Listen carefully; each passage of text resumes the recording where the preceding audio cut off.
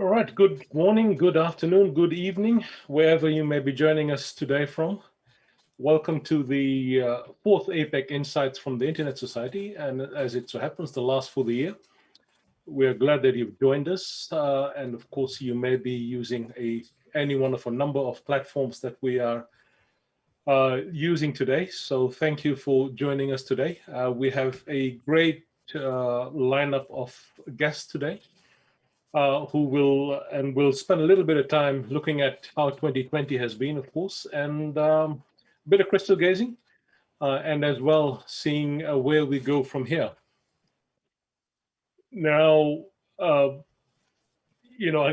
guess it would be a bit of an understatement to say that it's been a bit of a year, 2020, in how it stand out. But for one, I never thought it would turn out the way it did in the first week of this year. And it's actually been quite incredible. I mean, obviously the pandemic has dominated news around the world, and of course the impact has been felt globally. But it's not just been that, has it? We've had stock market crashes, obviously due largely to the pandemic itself, but we've also had stock market recoveries. Added to that, we've had political turmoil, not in one or two countries, but multiple countries around the world. We've had trade wars, which seem to be escalating, including some new players in the trade wars, including my own country, Australia, which seems to be having a bit of trouble as well with another fellow Asian country at the moment. We've had weather events, we've had natural disasters, and we've had obviously civil unrest in multiple countries around the world. It is quite remarkable, though, that whatever happened and wherever it happened, people largely turned to the internet to be able to cope with what was happening. And I said that, and it reminds me of something that happened just a couple of weeks ago. So I was having this conversation with a high school student, and he was busy on his smartphone and his tablet at the same time. And I said to him, what would happen if there's no internet? So he looked up at me. So one thing was interesting when I said no internet, at least it took his attention away from his devices. But he had a blank look on his face, and he said, "What do you mean no internet?"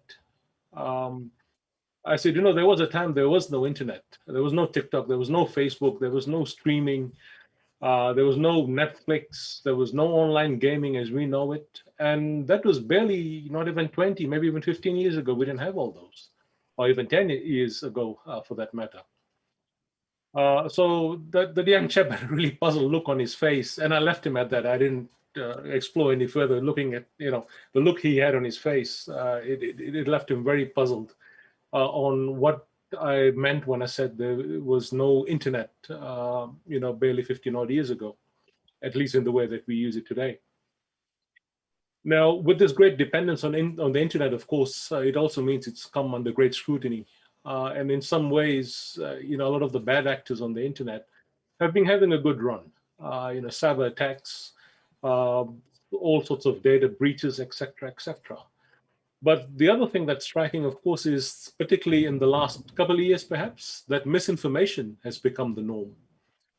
And with it, I think there is this attempt to shape online social narratives, but at the same time, people are translating that to the physical world. So, it seems there was a time when we tried to bring the physical world online, but now what we're also seeing is that what happens online translates into the physical world, particularly when it comes to misinformation, disinformation, and of course, a lot of things like fake news and so on. And of course, the impact they have. In some parts of this region in particular, we've even seen civil riots as a result of, information that has been spread through these social media applications and so on. The other side of that problem, of course, is that we now have governments who are asserting greater or trying to set greater control, including under the guise of cybersecurity. Some term it under digital sovereignty. There's also been attempts to try and control how technology is developed and who gets to develop it. And of course, it goes without saying that security and privacy remain a concern, as they have been for a number of years now. And I think it's heightened now in today's day and age. So today we have three wonderful guests from all across the region, actually, from literally all points of the region. I have my good friend Charles Mock, who is the former legislative councillor from Hong Kong, but as well, of course, he's had a stellar career as an entrepreneur, and he's done lots of things. And I happen to have been able to, so Charles and I go somewhere back, as we were reflecting just a little while ago prior to this call. One thing I think, Charles, we could probably say is that we've seen how the internet itself has developed across the region, right? Yep. I have Nikhil from Delhi, India. He's the founder, editor, and publisher of Medianama. Nikhil's been very active in the technology policy space. And, I've also had the privilege of doing some good work with him over the last couple of years on a variety of topics. And last but not least is my good friend Anju MANGAL from Fiji. We needed to ensure that we did not forget the Pacific part of Asia Pacific. Anju has recently joined A4AI and the World Wide Web Foundation. I always have a problem with World Wide Web. I don't know why. And she's, of course, the head of Asia Pacific for A4AI and the World Wide Web Foundation. So let me begin by asking you, Charles, and I'll ask the same question to the others as well, because I hope what I ask now will set the stage for later discussions. What I would like to know from you is, what is your one defining moment of 2020? And in particular, in terms of context, what implication that would have for digital future? Obviously, there's been the pandemic, but I don't really want to dwell on the pandemic. But of all the other things that have happened this year, what would be your one defining moment that has implications for digital future? Wow, that's if you ask me to choose, that's a difficult choice to make. But I think if we're not going to dwell into the pandemic first, but of course, the pandemic really, compared to some of the other problems and issues that we have been facing on the internet around the world in this region, I have to say that it is about the struggle between the users and the control by the powers that be. There would be, if you look at the powers such as those big tech companies that have been taking a lot of attention, particularly in Europe and the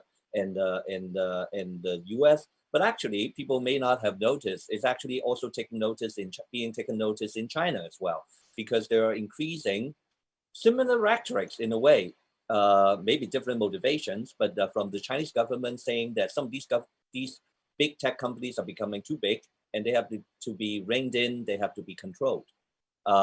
So I guess that's one perspective to look at it. But the other perspective is, the other powers that be is, of course, the government.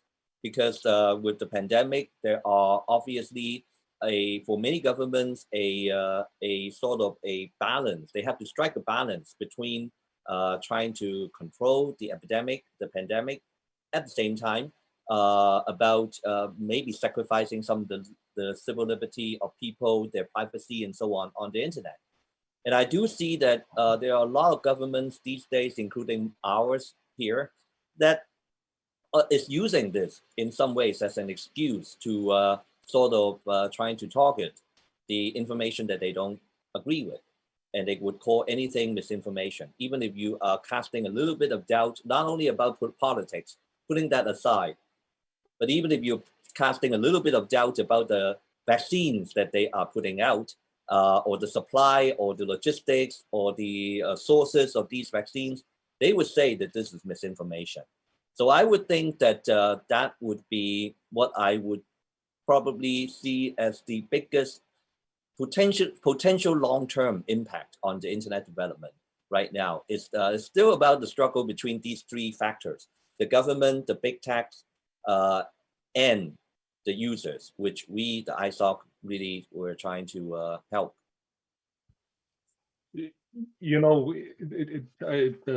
What you just said made me reflect on something. There was a term we used to use quite a bit, maybe 15 odd years ago or 10 odd years ago, which was the user-centric internet. Mm. And it really certainly feels like that we seem to be moving away from that, and it's more a big tech / government centric internet in some ways. And we'll come back to this actually, because this big tech issue and all that is something I was hoping to explore a little bit in detail later on. So we'll just pause on that there, and let me bring in Anju. What do you reckon, Anju? What's your thinking on this? Your one defining moment. So I will bring you to the reality that small islands are facing, plus some countries in Asia, and in the current context. We still face the brunt of natural disasters, and it wasn't just about COVID-19, but earlier this year we had Cyclone Harold into the Pacific, Cyclone Amphan in Bangladesh, West Bengal, and Kolkata, I think. And plus right now we are facing Cyclone Yasa, which may possibly hit tomorrow or tonight, later tonight. So keeping all this in mind, I think we're constantly worried about electricity problems, water cut, trees falling on electrical poles, etc. in the Pacific. And any minute, I think that my power would probably go off and I'll have Wi-Fi problems. So having some sort of backup problems, having like mobile data to connect to the internet is crucial for me, so that I can stay online and I can at least figure out what's happening in terms of my friends and family, and if anyone is having any major problems.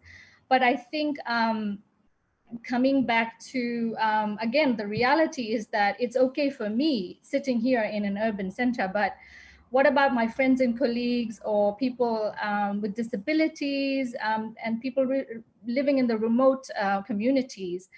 And so for me, the big question is, how do we stay online and stay connected when we are in the middle of disasters? And how do I work with telcos and the government, including, having public-private partnership to ensure that these options are available for our low-income citizens who cannot afford smartphones or devices, and making sure that they have data plans constantly, even during disasters, making sure that they have fast connection. So to me, it's a question about, is the internet a human right during disasters?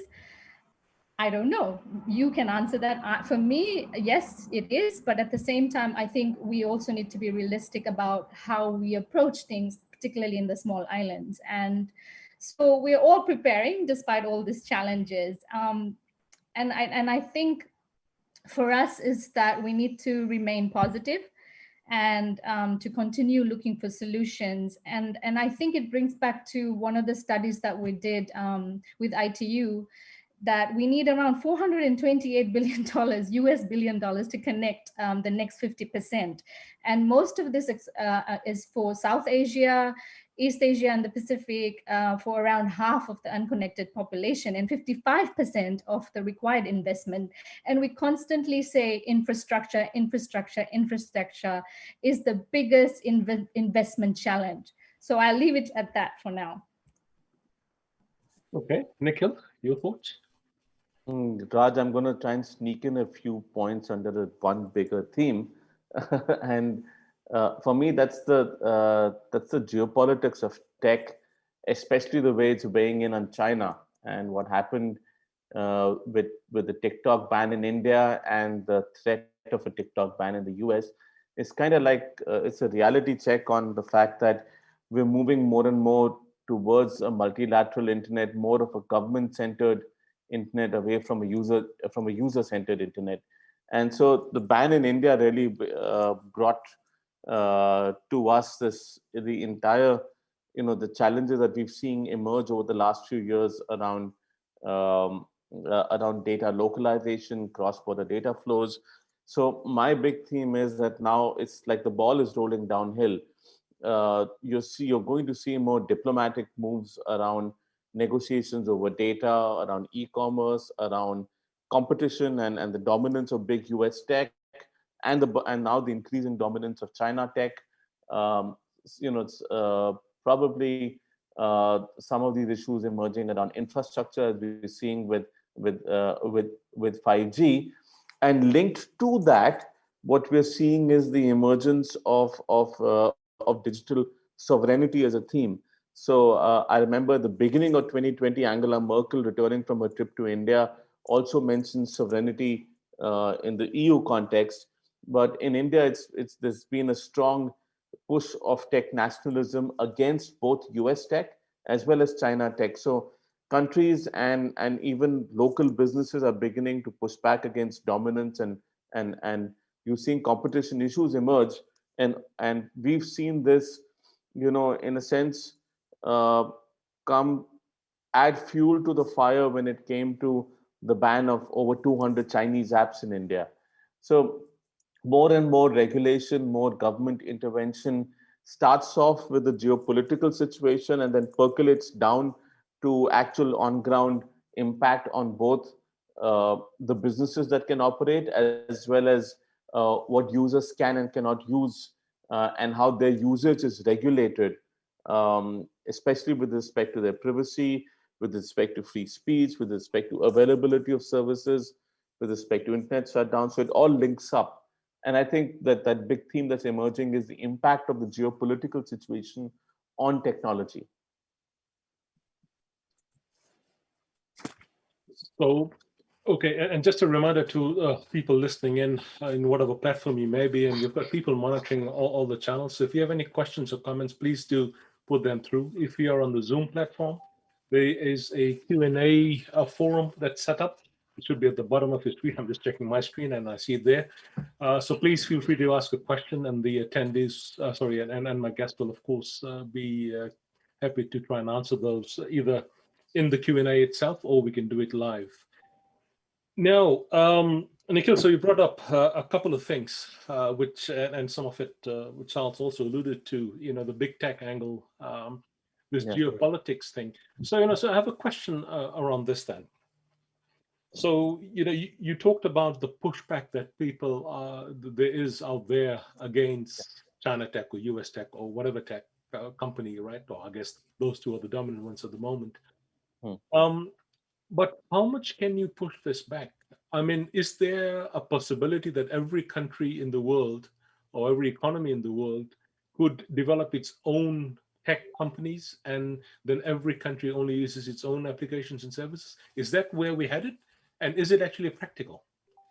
Well, I think it's not practical, and I think this will be extremely damaging for the internet as a whole, because we are connected by our humanity across the internet. We are able to communicate with each other, learn from each other, and it allows us to progress as a society. And I think this it's largely stemming from the fear, and Trump's push towards bilateralism from multilateralism really set the cat amongst the pigeons. What you're seeing, in fact, is so think about, if you're a country, how would you respond to this increase in or this threat of what Trump did to Huawei, right? To something happening to your local businesses, or the ability to shut down payments networks in a country through maybe MasterCard and Visa, and therefore completely derail the economy.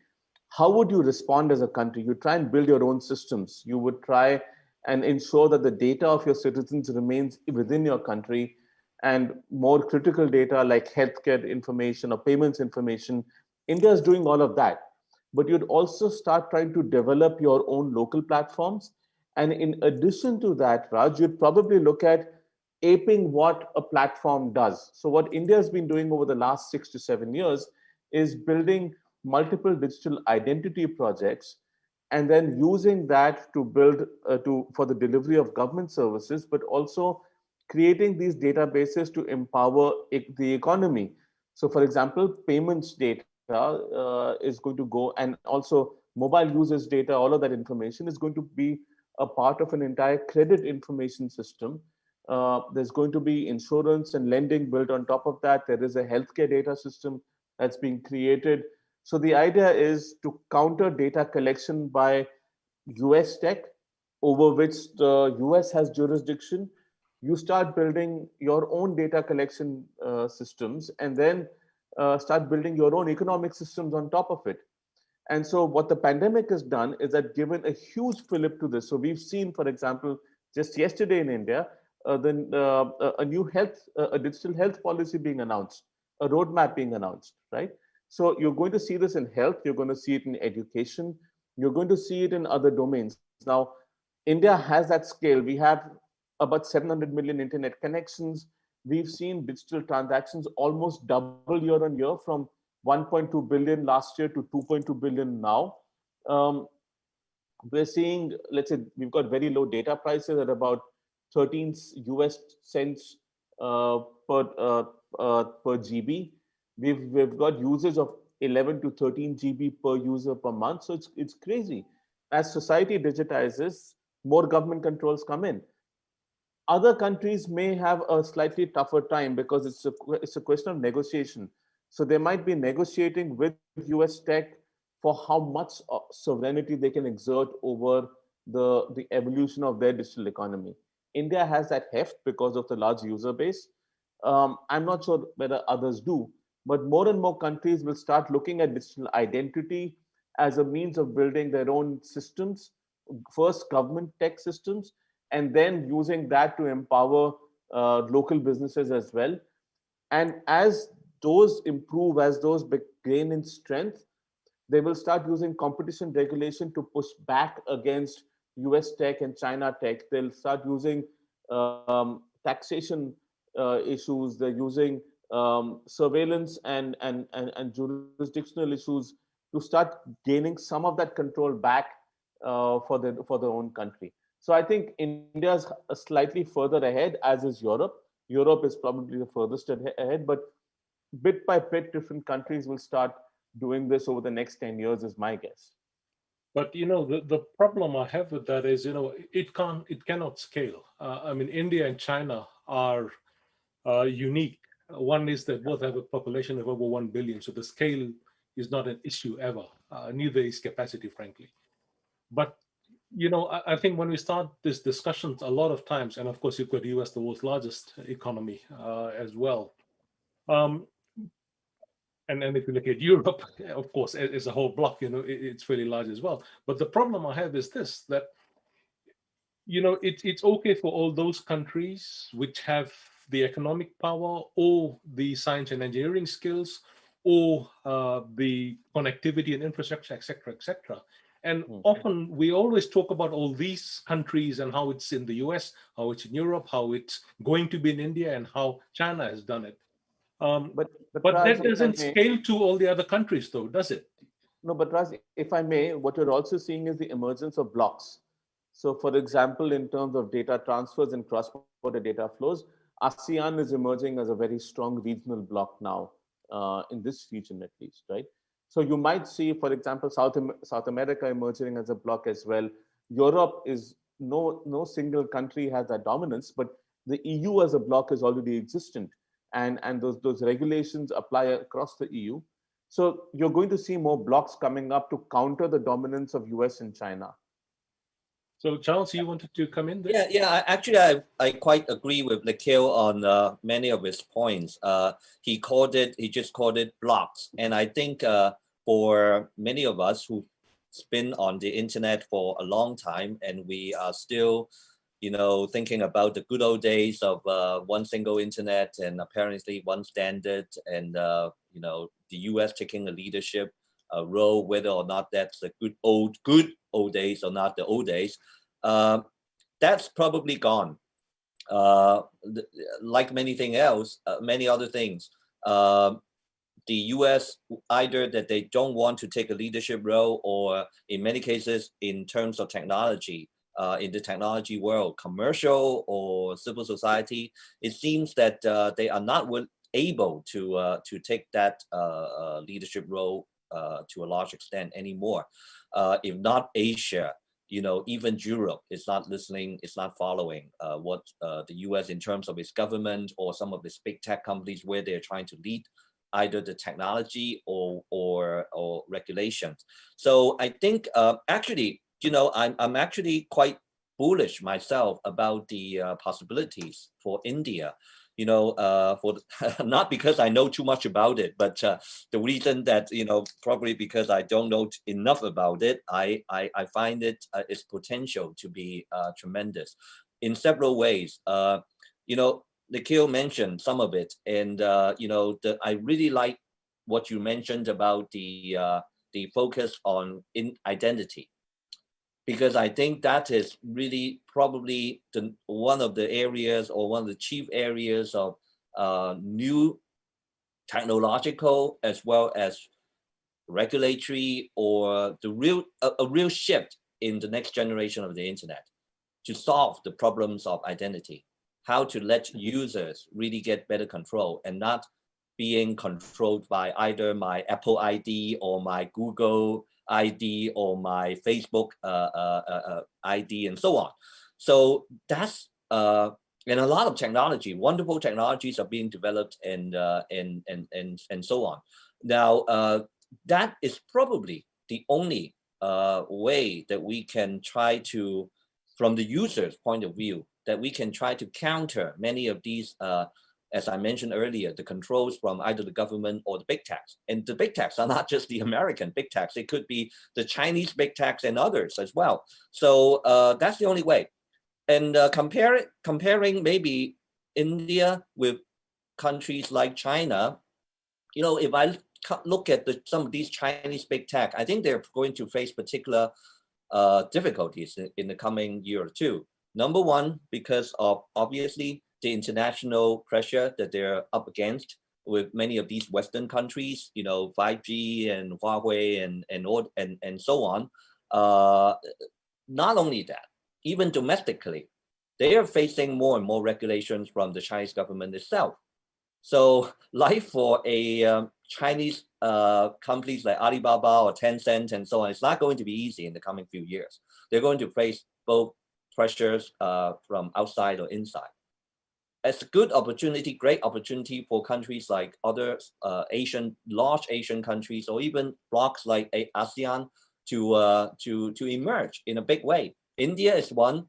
And I also was in another panel yesterday, and they were actually also talking about some of the laws that are being developed in India right now in terms of data regulation.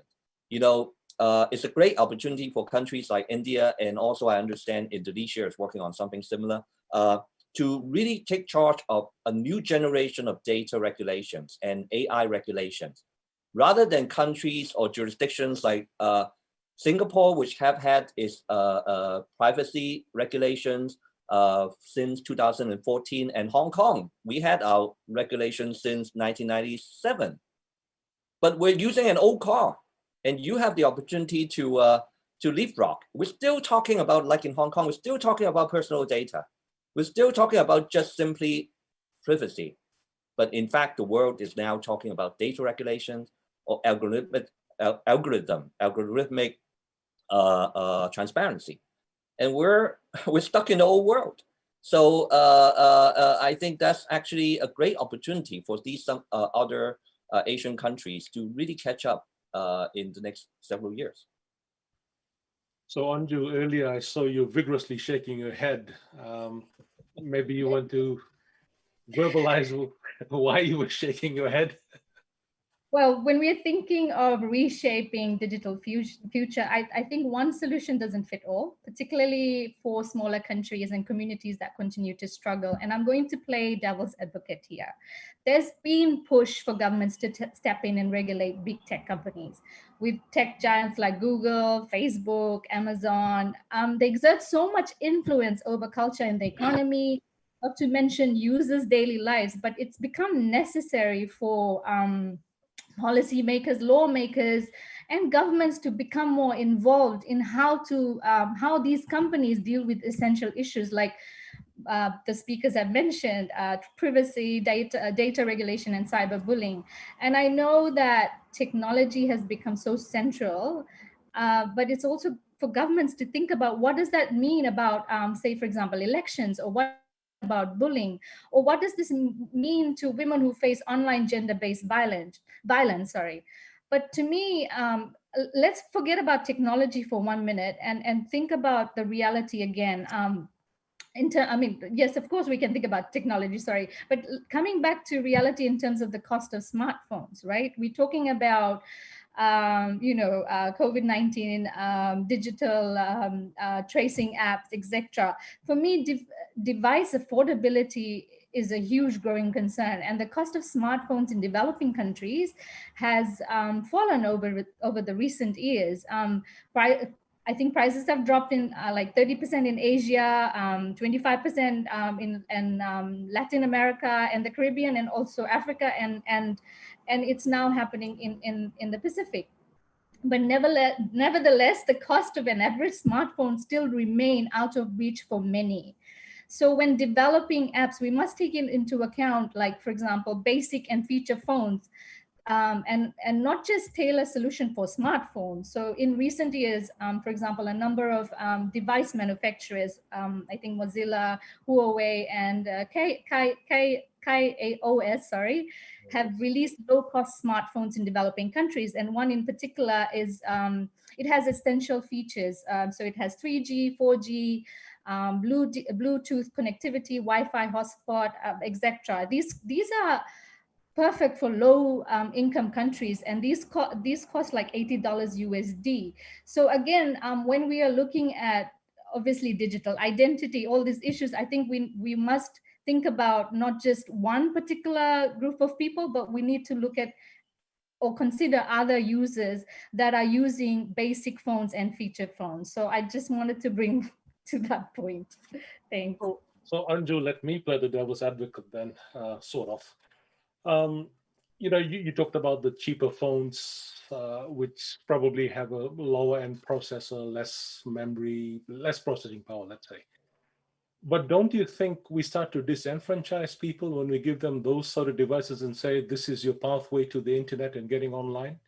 Because on the flip side to that, you got, the other countries we talked about, the US, India, China, a large part of Asia, in fact, Europe, where hyperconnectivity is the norm.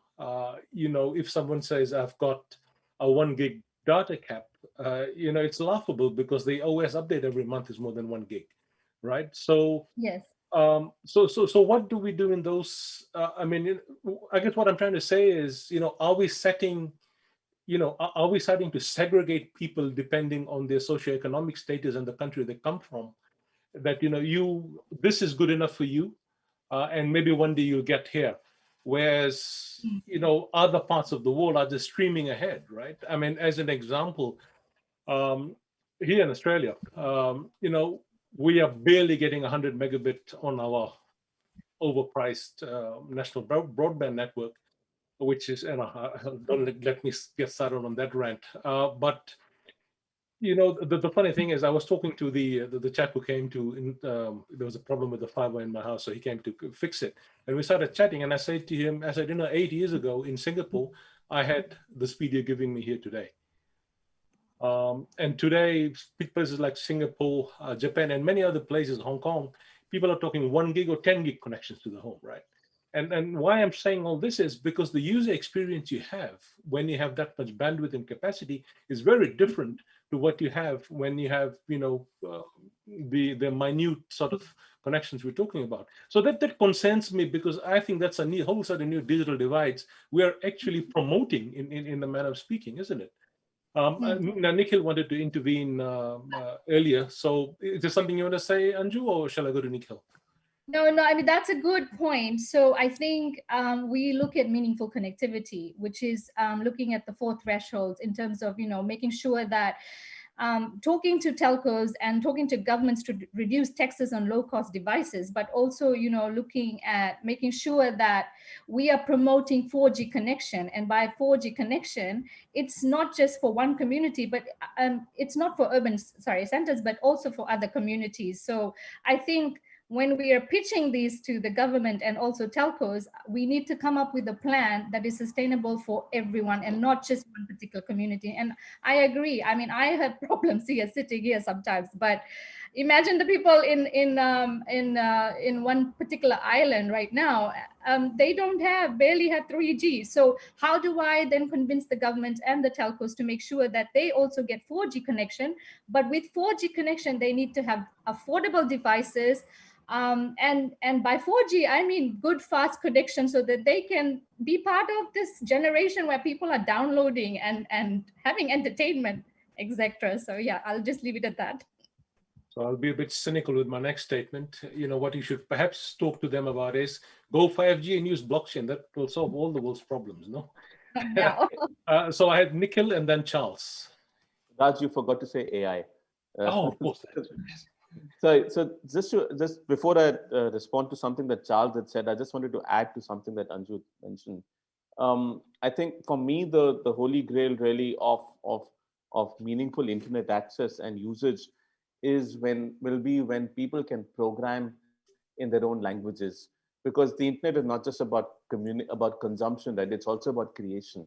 And if everyone can build technology in their own languages, programming in their own languages, not just English, that's when I think we'll have reached, perhaps a holy grail of internet usage in the world. But just moving back to what Charles had talked about, I think I'm very skeptical about digital identities, to be honest, because there are repercussions of being able to identify every individual and link them to a centralized government-controlled identity. It creates more scope for data theft. It creates more scope for identity theft, because you're also linked to a single ID. And even if there are multiple IDs, the linkages themselves create scope for surveillance. And your entire digital life can essentially be controlled by the governments that you're with. And in some countries that might be fine, but in others, and I think we know that all too well, this can be a very dangerous means of disenfranchisement. On the data regulation and the privacy regulation front in India, I just wanted to add that the personal data protection bill that we're looking at is a complete mess, because it looks at there's some ambiguity around what kind of data is going to be localized in the country. And so imagine a tech system that has to now start segmenting data along multiple lines and treating different data sets differently. And that reduces the scope for innovation and for linking data together to come up with new products and services. Secondly, one major concern that we have is that the age of consent there for children is 18, which is far too high. And especially from the 16 to 18-year-old age group, it sort of kind of disenfranchises them by making them dependent on parental consent regarding how they use the internet. And lastly, there are no restrictions on government access to data. So as there's more, by bringing more government into tech in order to counter the dominance of big tech, you're essentially creating a room for mass surveillance systems.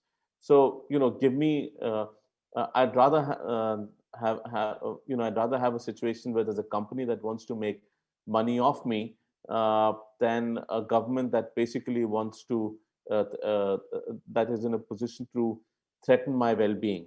So it's not an easy choice. And what we need to do going forward is to ensure that human rights remain at the center of all regulation everywhere, and that strong checks and balances are put into place. And we need that more than anywhere else right now in digital identity systems. And those are sorely lacking right now. Yeah, when you started earlier, when you spoke about digital identity, I had a few concerns around that, but I'm not so sure we'll get to them today, but maybe we'll need to do another session. Charles, you wanted to come in? Yes. Actually, first I want to respond to some of the things that was said about digital divide. My take is that the solution is going to be different everywhere.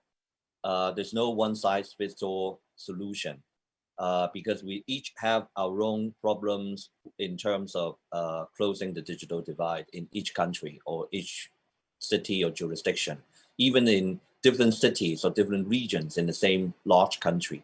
The problems and the solutions are going to be different. The biggest problem right now I see is that nobody seems to be, or fewer and fewer people seem to be talking about it, because maybe we used to say, well, in some countries we have 10% or 20% of the people who are not getting access, and now that number is down to 5% or 2%, and then people would think that that problem went away. Well, first of all, getting to the last 1% or even the 0.1% is the most difficult and most easily overlooked. And second, with the pandemic, actually it showed us many of the problems that we thought we have overcome, and now they come back because people have to work from home. And now we used to think that my 1 gigabit connection at home is good enough. And then, hey, you know, I got 3 Zoom going on with members of the family, and then a kid having to learn from home, and there's not enough bandwidth. So that's the problem with the developed world. But then, of course, in the developing world, then we have a different problems. In terms of Raj, you talked about maybe the infrastructure, the broadband, the connectivity is going to be as important, if not more important, than the device themselves. And the devices, well, you know, they can go cheaper and cheaper. You know, you can get it from maybe cheaper Chinese manufacturers, or maybe even in the future or soon in Indian manufacturers. And then you have to worry about the backdoors from the Chinese manufacturers and so on. But putting that aside, you know, that's probably still an easier problem to solve than the infrastructure problem. They just don't come right away, especially like was mentioned about some of these more remote or isolated places, like some of these Pacific Islands and so-called poorer countries. So that's difficult, because it's not just like shipping some cheaper phones in as devices. But about Anju, about Nikhil, your points about the worries about identity. I think what I was talking about is definitely not talking about centralized identity. I mean, we all have our problems with these sort of problems with surveillance, and particularly for us in my country and in many of the other Asian countries and so on, we have huge worries from the population about that. When I talk about identity and the trust around identity, I think the biggest point that I was trying to make, didn't made it clear earlier, is about user-centric and user-controlled. And I focus on, I really want to talk about, it's not enough time today, but I did mention, and I want to mention today, is about the fact that there are a lot of these new technologies that are putting users at the control. You know, things like the W3C standards on self-sovereign identity and others, you know, really taking the control with the users, so they decide about what to share with whom and when or where.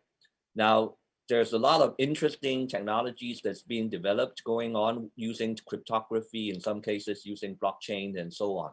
But of course, it will take a long time. And still, at some point, it will take some of these governments to adopt. And that is difficult. But I think more and more, I think we're looking at this internet, like I said in the beginning, these three angles, this triangle. I don't think many of us can really believe that we can trust and believe and put the case to the government and believe that they will solve it for us, and not the big tech. So how do we empower the users to really take control? And it has to be from technology. It can't be just from regulations that are legislated by the government to and rely on them to solve the problems and give the rights back to the users. That would not happen. And if we have any chance of doing that, it has to come from technology.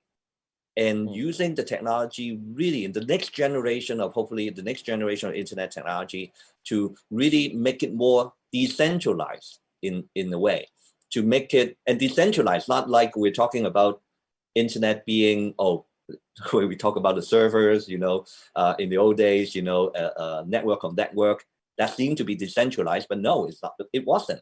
But now we're talking about the data and the control of these data being decentralized. And how do we make that happen with new generation of technology? That's what I think, hopefully in the next few years, there'll be breakthroughs and adoptions in those areas to make it happen. And that's what I meant about identity. And I totally with you that if we're talking about the centralized ways of controlling identity, maintaining it through government systems and so on, that's going to be that's tricky. That's going to be surveillance.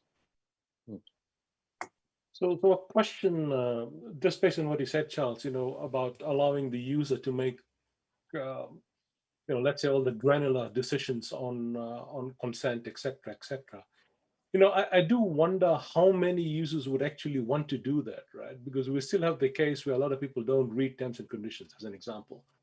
Others don't want to muck around with, with ticking this box or ticking that box.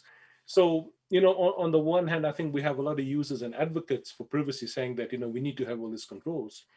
Then there's the other side which says, but I also want everything to be convenient. Everything should just work. I don't want to stuff around trying to do stuff. So any thoughts on that? A quick answer, and I'll try to give the time back to the other panelists. But think about all this doubts that a lot of users are having on the big tech right now, and people are saying that I want to leave Facebook and move on to another platform because of this reason and that reason, censorship or whatever they think that is unfair or whatever. Or I want to leave Gmail, I want to leave these systems. And more, I think either from the technology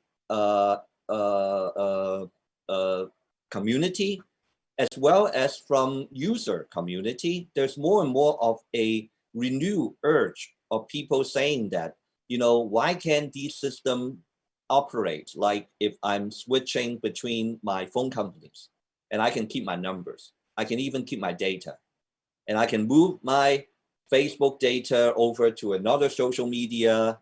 And well, it's like in the old days, if I could move from MySpace over to Facebook, or from Facebook over to another platform, people are talking about MeWe right now, and so on.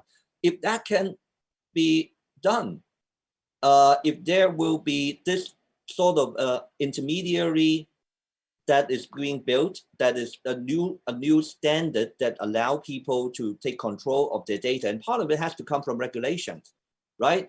And I do hope that if these governments from some leadership probably will have to happen from the European regulators and from the American regulators. They're talking about it, but I don't believe that they should just talk about it like, I break up Facebook, I break it up into WhatsApp and Instagram and Facebook, 3 entities, and the problem is solved. It's not going to be solved.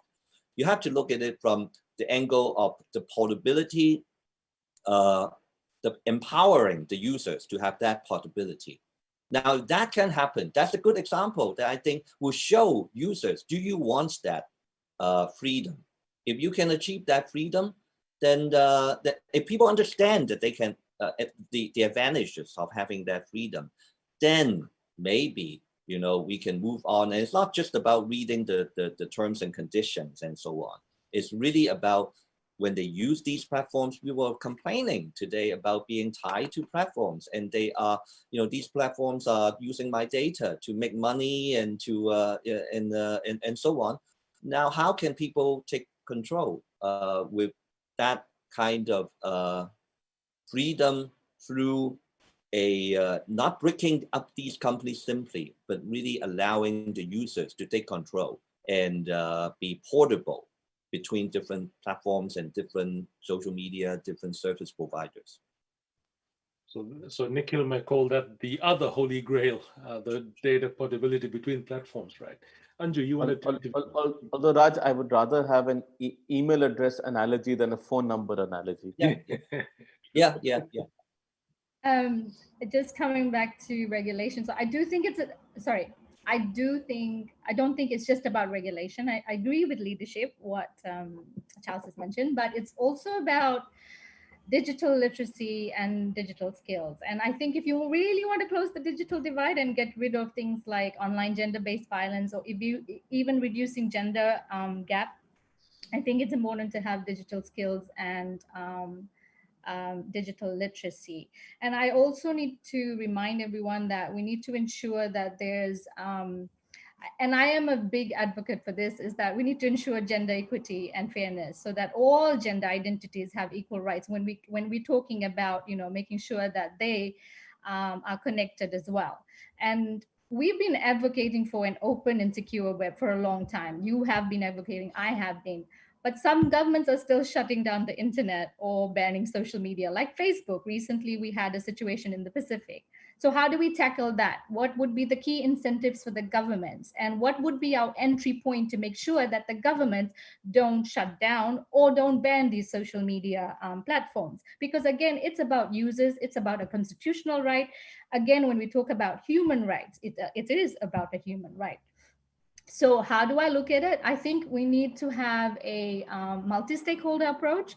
So when we're developing things like national broadband plans and policies for countries, we need to look at some good implementation plans and roadmaps. So we need to bring in the governments, we need to bring in the civil societies, and we need to bring these big tech companies to the table to discuss how governments can take a proactive role in making sure that everyone remains connected, everyone is secured, and everyone has a voice a voice of concern online.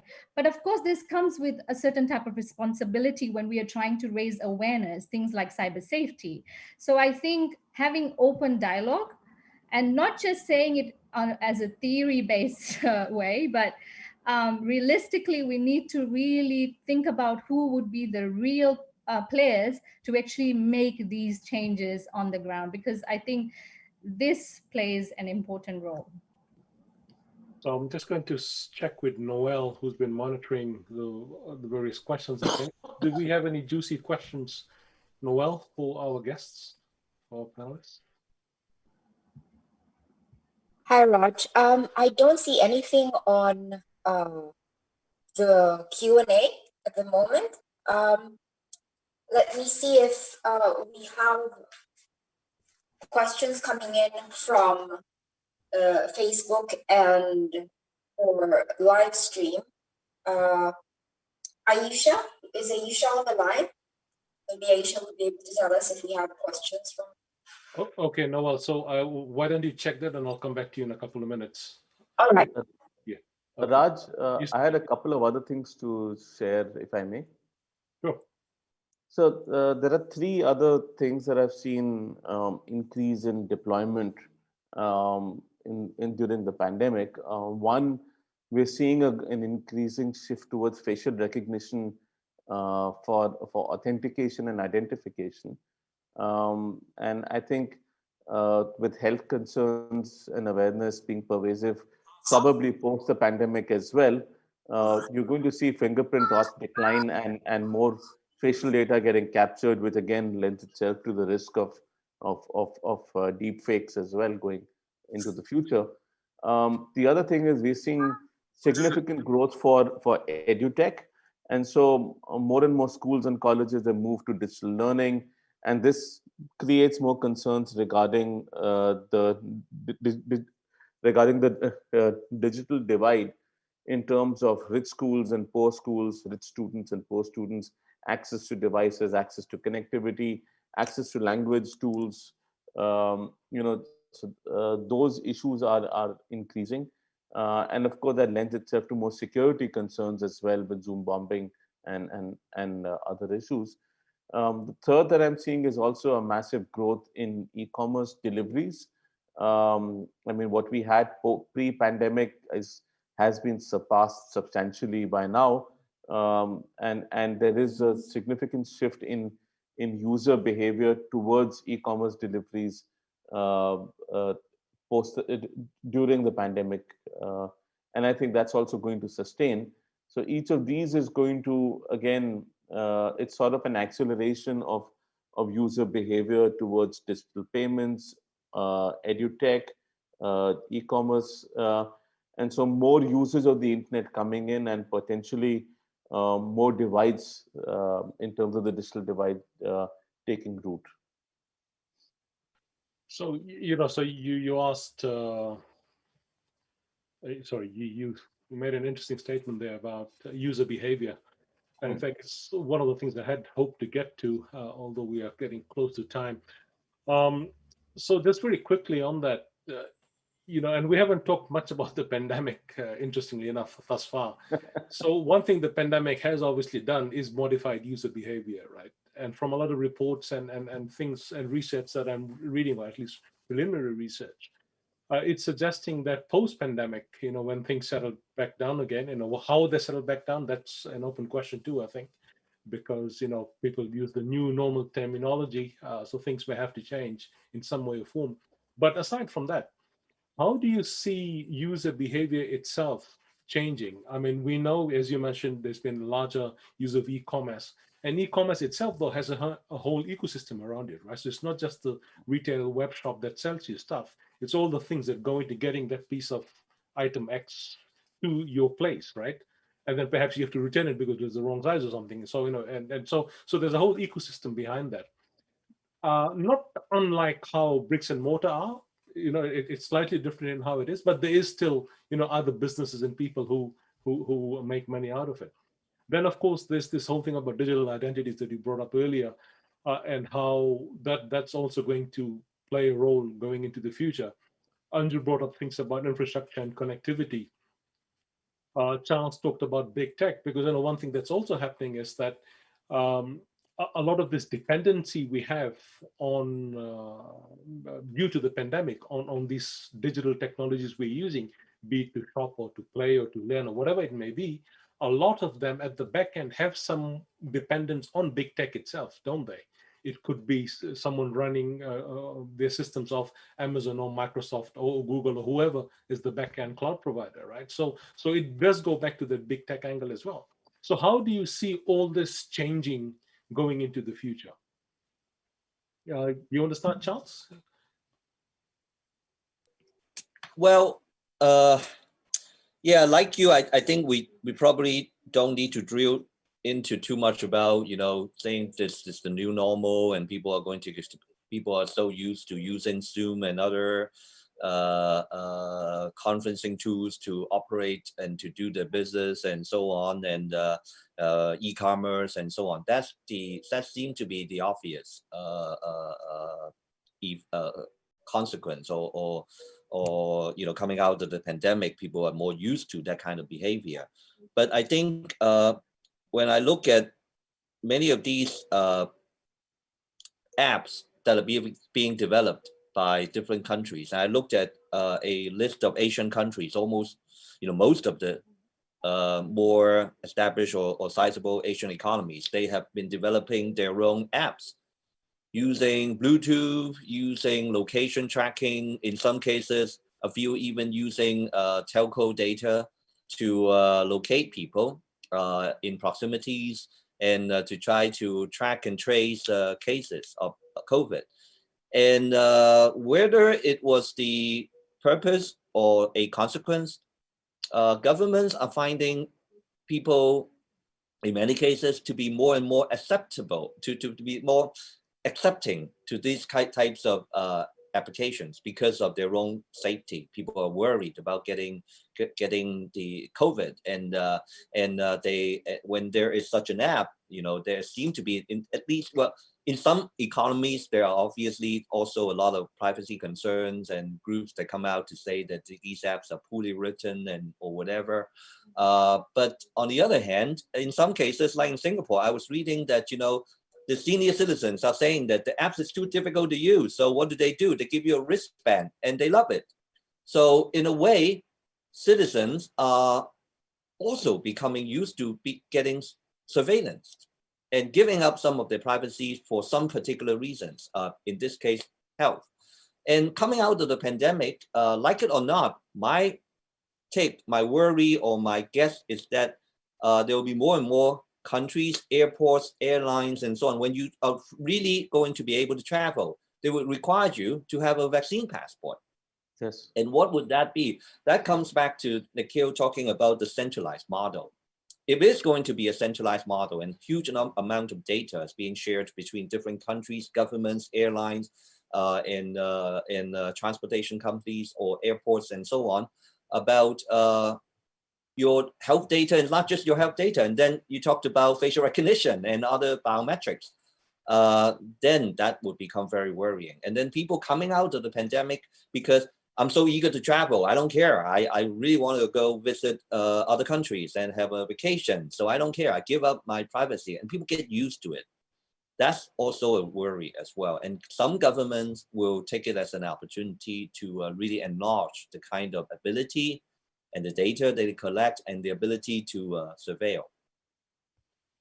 So that I'm being reminded that time is actually up for the session. So I think I should quickly wrap this up because we have some people that were engaged in this session for just a limited amount of time, including our very lovely captioner who had to wake up very early in the morning. So the last question I have for everyone, and I'll start off with Nikhil, as I believe he needs to run off to another workshop shortly.